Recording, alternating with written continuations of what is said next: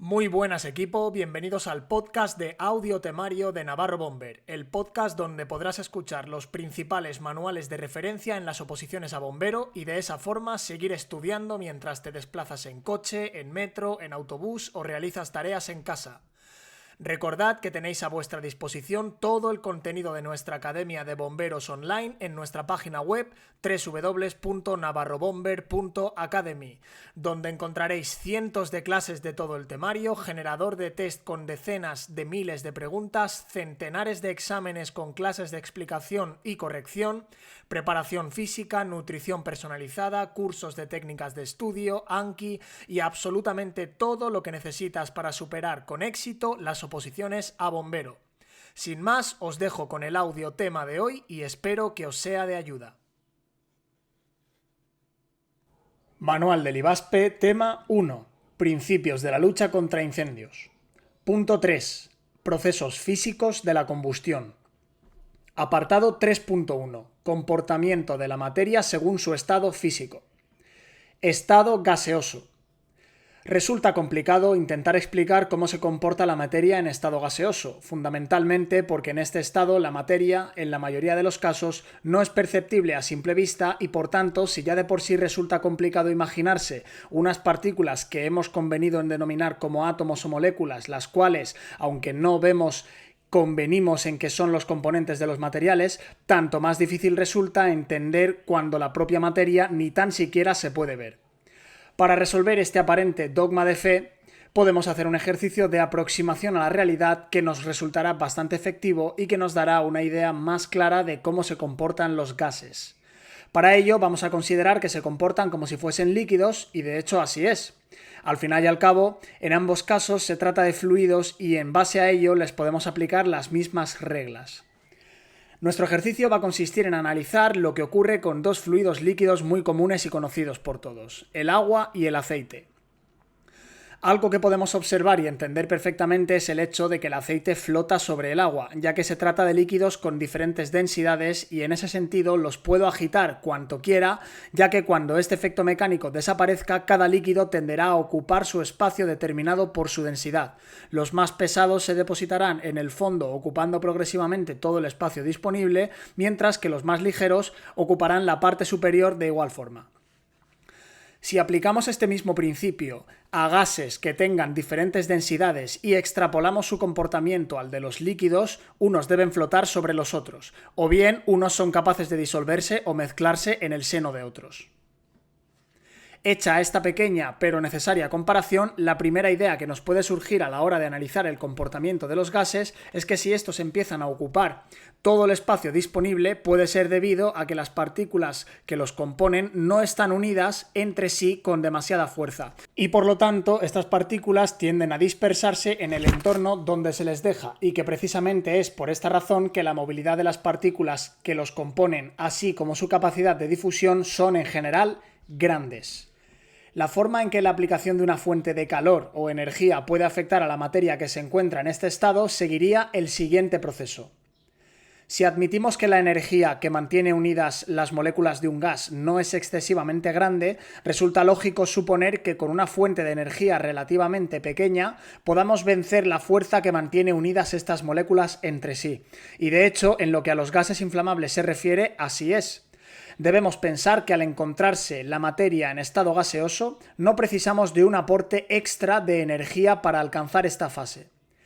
Si consideramos el proceso definido para el desarrollo de un incendio, tras el aporte inicial de energía al compuesto original, obtendremos unos productos secundarios que denominamos productos activados, que en el caso de los gases serán moléculas de gas activadas. Estas son altamente energéticas o, visto desde otro punto de vista, reactivas.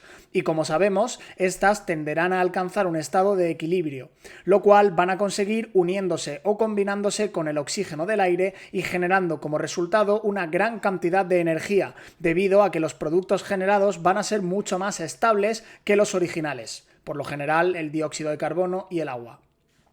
Si tomamos como ejemplo la combustión del metano con la fórmula CH4, el esquema del proceso que tiene lugar sería el siguiente: CH4 más 2O2 da como resultado CO2 más 2H2O más emisión de energía.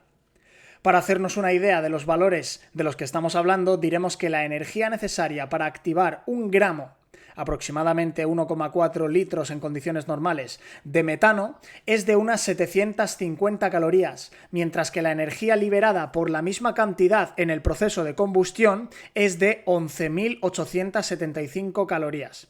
Finalmente, debemos decir también que en estado gaseoso la velocidad a la que transcurre el proceso es muy alta, con lo cual el desprendimiento de energía puede llegar a aparecer en forma de onda de choque. Estado líquido. El estado líquido de la materia es más asequible a nuestro entendimiento, ya que desde el punto de vista del trabajo de campo podemos verlo y apreciar sus cambios. La primera apreciación que nos podemos plantear acerca de la materia en este estado es que, a diferencia que en el estado gaseoso, las partículas se encuentran unidas entre sí con mayor energía, ya que la materia en este estado presenta una movilidad menor y su capacidad de difundirse queda limitada a su tensión superficial, lo cual se observa fácilmente ya que los líquidos tienden a permanecer con la forma del contenedor donde se les aloja.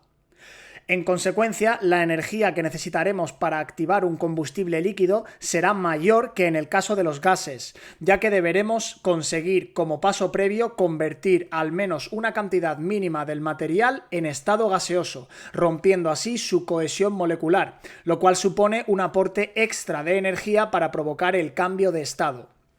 La energía que debemos aplicar será como mínimo la suficiente como para conseguir transformar el mínimo número de moléculas gaseosas activadas del producto para que se pueda constituir el proceso de combinación con el oxígeno. A partir de este momento, el proceso se desarrollará igual que si de un gas se tratase, aunque las reacciones son menos energéticas que con los gases. Estado sólido. Desde un punto de vista energético, se precisa aportar una cantidad de energía mayor que en los casos anteriores para conseguir la activación del producto sólido y romper así su cohesión molecular. La energía aplicada debe ser la suficiente como para hacer que las partículas abandonen las posiciones que ocupan en la estructura del material y pasen a la fase gaseosa. Una vez en fase gaseosa, deberá existir una concentración mínima necesaria para que comience la reacción. A partir de este momento, el proceso se desarrollará igual que si se tratase de un gas. La cantidad de energía necesaria en este estado es mayor que en el caso de los líquidos y de los gases. Normalmente las reacciones son menos energéticas que con los líquidos o los gases, debido básicamente al carácter de los productos obtenidos como consecuencia de la transformación en gases, ya que estos por lo general no suelen ser altamente energéticos, salvo en los casos de productos sólidos sintéticos. Apartado 3.2. Requerimientos energéticos. Para que el proceso de la combustión tenga lugar, los componentes que lo hacen posible, es decir, combustible y comburente, deben encontrarse en el mismo estado de agregación, es decir, en estado gaseoso. En algunos casos, la sustancia sólida debe ser calentada primero para ser transformada en líquido y posteriormente seguir siendo calentada para que pase a estado gaseoso. Sin embargo, dependiendo del estado inicial del material combustible, el aporte energético necesario variará considerablemente. Vamos a analizar estos casos. El proceso de fusión. Cuando aportamos calor a un sólido, este primero se expande, manteniendo su estado sólido, debido al incremento de la movilidad de sus moléculas. En la medida en que se aporta más calor, las fuerzas de atracción intermoleculares se debilitan, llegando a modificar su estructura y de este modo pasar al estado líquido. Mientras se produce la fusión, la temperatura permanece constante en el punto de fusión, hasta que todo el sólido se funde. La temperatura no variará independientemente del calor añadido, porque toda la energía que se aporta es utilizada para romper la estructura molecular y realizar así el cambio de estado. El proceso de evaporación. En la superficie de un líquido, las moléculas tienden a abandonar el mismo en forma de gas o vapor. Esta tendencia aumenta con el incremento de la temperatura. Este proceso es lo que conocemos como evaporación de un líquido. En la medida en que se aporta calor a un líquido, se observa un incremento de su temperatura hasta que se alcanza un cierto valor, que es la temperatura de ebullición. Si se aporta más calor, la temperatura del líquido se mantendrá en este valor hasta que todo el líquido se haya evaporado. Esto ocurre porque toda la energía aportada es utilizada para evaporar el líquido. El proceso de sublimación. La transformación de una sustancia sólida, rompiendo la estructura molecular del combustible, directamente a gas y la evaporación procedente de la superficie del sólido recibe el nombre de sublimación. Es por tanto una transformación directa de sólido a gas sin existir una fase líquida previa. Desprendimiento de energía en un incendio. Todos los procesos de combustión generan calor. Se dice, por tanto, que son exotérmicos. La cantidad de calor que se desprende depende de la cantidad de combustible que se ha consumido y del tipo de material. Esta cantidad de calor se denomina calor de combustión o poder calorífico. El calor desprendido puede transmitirse por radiación, por convección, por conducción o por una combinación de las anteriores. Desde el punto de vista de un balance energético, una parte del calor generado en el proceso de combustión se emplea en descomponer el material, generando así más combustible y de esta forma permitir la reacción en cadena de la que hablaremos más adelante. La tasa de calor puede definirse como la cantidad de calor o energía desprendida por unidad de tiempo, normalmente medida en julios por segundo o en vatios. Esta tasa depende de diferentes factores, por ejemplo, el tipo de material disponible, la distribución o dispersión de material, su superficie, el aporte de aire, oxígeno y otros factores del entorno. Ambos, el calor total liberado en la combustión y la tasa de calor liberado, influyen en el proceso del incendio. La tasa del calor liberado, o poder calorífico, es una importante herramienta que nos proporciona la oportunidad de medir el tamaño de un incendio. La tasa de calor liberado no permanecerá constante a lo largo de un incendio, sino que variará. Al principio del incendio, la tasa de calor liberado será más pequeña y se irá incrementando, alcanzando su máximo valor en un determinado periodo de tiempo. Tenemos una tabla con algunos ejemplos de tasa máxima de calor liberado. Una papelera ardiendo equivale a 100 kilovatios de calor liberado. Un charco de gasolina de 1 metro cuadrado a 2,5 megavatios. Una pila de palés de madera ardiendo, apilados hasta una altura de 3 metros, 7 megavatios. Y sin embargo, un sofá ardiendo entre 1 y 3 megavatios. En este apartado tenemos que llevar cuidado con la diferencia entre calor de combustión y tasa de calor. Recordemos que el calor de combustión se mide en julios, es una energía, es la cantidad de calor que se desprende de una combustión. Sin embargo, la tasa de calor es ese calor que se desprende de una combustión por unidad de tiempo, es decir, julios por segundo. Ojo con esa diferencia. Apartado 3.3. Transmisión de calor.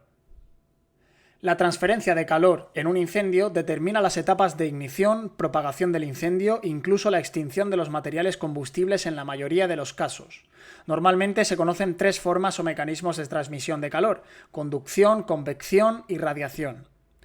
En un incendio se suelen dar varios de estos mecanismos de forma simultánea, favoreciendo la propagación del mismo. Conducción. Se conoce como el mecanismo de transmisión mediante el cual el calor se transfiere por contacto directo de un cuerpo a otro. La cantidad de energía calorífica transferida por conducción a través de un cuerpo en un tiempo determinado es función de la diferencia de temperatura y de la capacidad de conducir el calor entre los dos cuerpos implicados. Convección. La transmisión del calor por convección implica la transferencia de calor a través de un medio. Puede tratarse de un medio gaseoso o líquido. De esta manera, el calor generado por una estufa se distribuye a lo largo de una habitación, inicialmente calentando el aire en contacto con la estufa por conducción. Como consecuencia, se genera una diferencia de densidades entre el aire frío y el aire caliente, dando lugar a un movimiento de la masa de aire mediante el cual se desplaza por toda la habitación, calentando los objetos distantes del foco inicial, es decir, transfiriendo el calor por convección. En general, solemos entender que el aire caliente se expande y asciende por esta razón. El calor transferido por conducción a menudo se produce en dirección ascendente, sin embargo, las corrientes de aire pueden transportar el calor por convección en cualquier dirección. Radiación.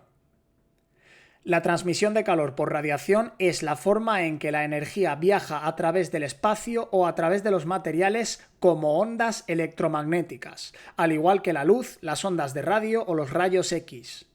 En el vacío, todas las ondas de energía radiante se desplazan a la misma velocidad, la de la luz. Al alcanzar un cuerpo, ésta es absorbida, reflejada o transmitida. La llama de una vela es un ejemplo común de radiación.